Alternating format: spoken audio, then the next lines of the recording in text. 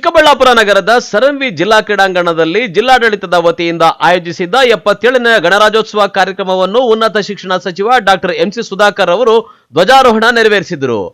ನಂತರ ಮಹಾತ್ಮ ಗಾಂಧಿ ಹಾಗೂ ಸಂವಿಧಾನ ಶಿಲ್ಪಿ ಡಾಕ್ಟರ್ ಬಾಬಾ ಸಾಹೇಬ್ ಅಂಬೇಡ್ಕರ್ ಅವರ ಭಾವಚಿತ್ರಕ್ಕೆ ಪುಷ್ಪ ನಮನ ಸಲ್ಲಿಸಿ ನಂತರ ಮಾತನಾಡಿದ ಅವರು 1950ರ ಜನವರಿ 26ರಂದು ಮುಂಜಾನೆ 10:18 ಅಂದಿನ ರಾಷ್ಟ್ರಪತಿ ಬಾಬು ರಾಜೇಂದ್ರ ಪ್ರಸಾದ್ ಅವರು ಸಹಿ ಹಾಕುವುದರೊಂದಿಗೆ ಭಾರತದ ಚರಿತ್ರೆಯಲ್ಲಿ ಹೊಸ ಅಧ್ಯಾಯವೇ ತೆರೆದುಕೊಂಡಿತು.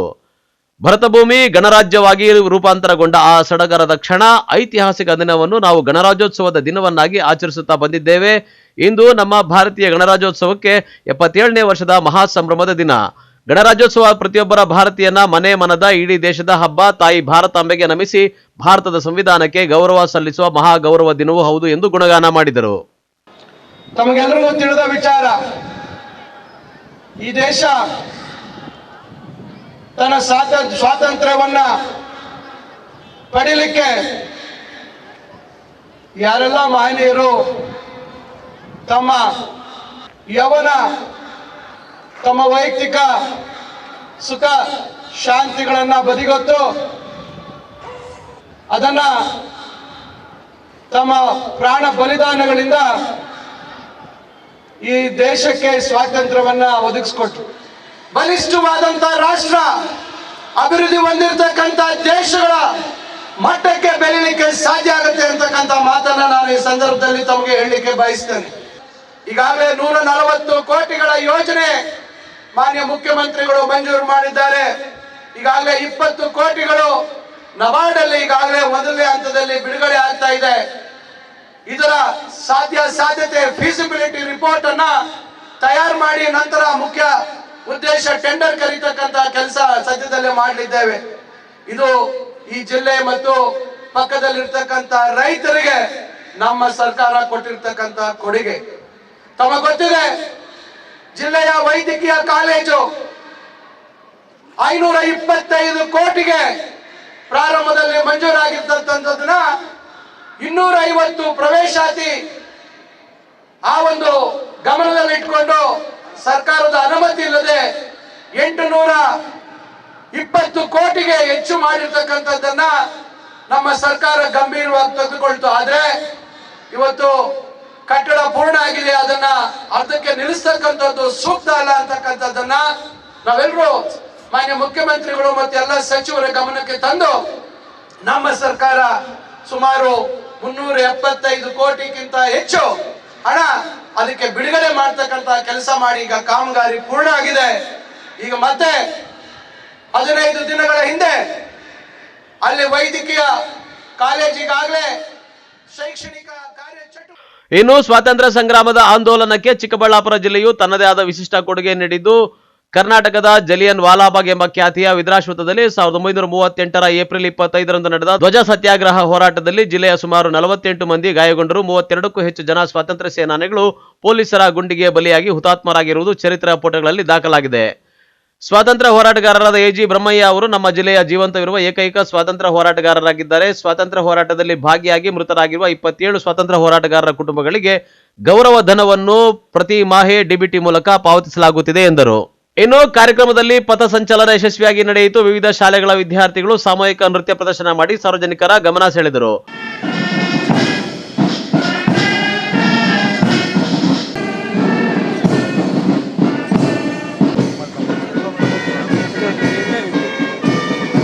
ಈ ದಿನದ 24 ತಂಡಗಳನ್ನ ಮುನ್ನಡೆಸುತ್ತಿರುವವರು ಕವಾಯತು ದಂಡನಾಯಕರಾಗಿರುವ ಶ್ರೀ ಮಹದೇವ್ ಅದ್ನೀರವರು, RPI DAR,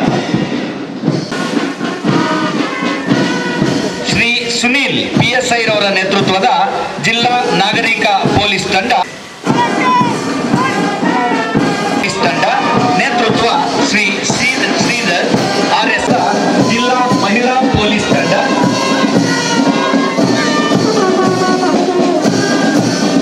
ನೇತೃತ್ವ ಶ್ರೀ ಹಿದಾಯತುಲ್ಲಾ ಖಾನ್,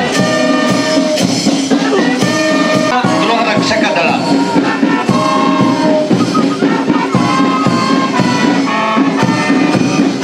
ಭಾರತ್ ಸೇವಾ ದಳ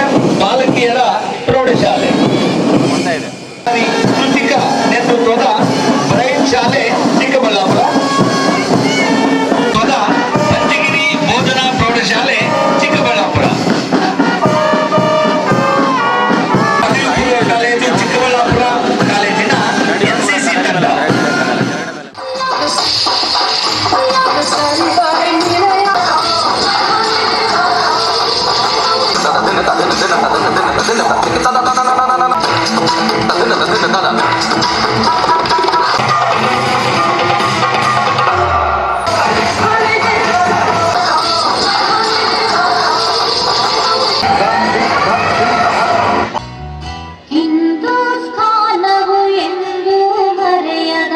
ಎಂದು ಮರೆಯದ ಭಾರತ ರತ್ನ ವೃತ್ತೀಯರ ವಿಶ್ವ ಪ್ರೇಮವ ಸಮಾಜವಾದಿ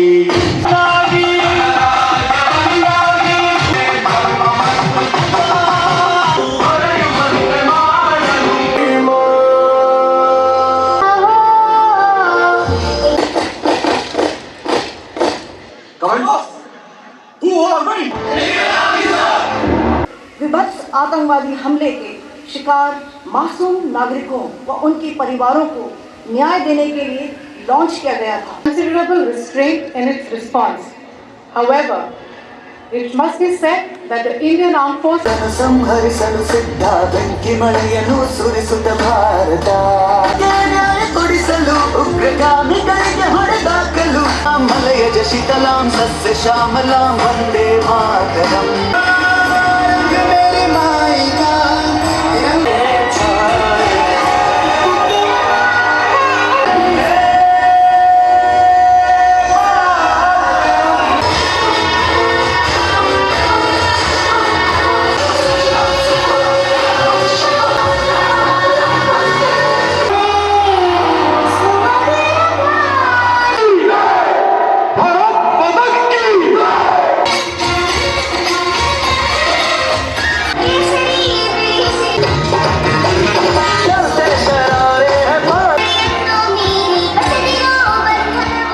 ಎಸ್ಎಸ್ಎಲ್ಸಿ ಮತ್ತು ಪಿಯುಸಿಯಲ್ಲಿ ಅತಿ ಹೆಚ್ಚು ಅಂಕ ಗಳಿಸಿದ ವಿದ್ಯಾರ್ಥಿಗಳಿಗೆ ಲ್ಯಾಪ್ಟಾಪ್ ವಿತರಣೆ ಮಾಡಿ ಗೌರವಿಸಲಾಯಿತು. ಅಂಗಾಂಗ ದಾನ ಮಾಡಿದವರಿಗೆ ಸನ್ಮಾನ ಮಾಡಿ ಗೌರವಿಸಲಾಯಿತು.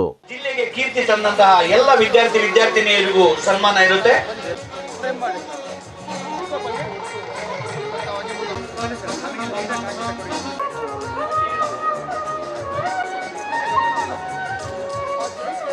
ಮತ್ತೊಮ್ಮೆ ಮನವಿ, 50,000 ರೂಗಳ ನಗದು ಬಹುಮಾನ ವೈಯಕ್ತಿಕ ಅಕೌಂಟ್ಗೆ, ಬ್ಯಾಂಕ್ ಅಕೌಂಟ್ಗೆ 50,000 ರೂಗಳ ನಗದು ಬಹುಮಾನ. ಕ್ಯಾಮರಾ ಪರ್ಸನ್ ಪ್ರವೀಣ್ ಜೊತೆ Kalavara Arun, MM TV news, Chikkaballapur.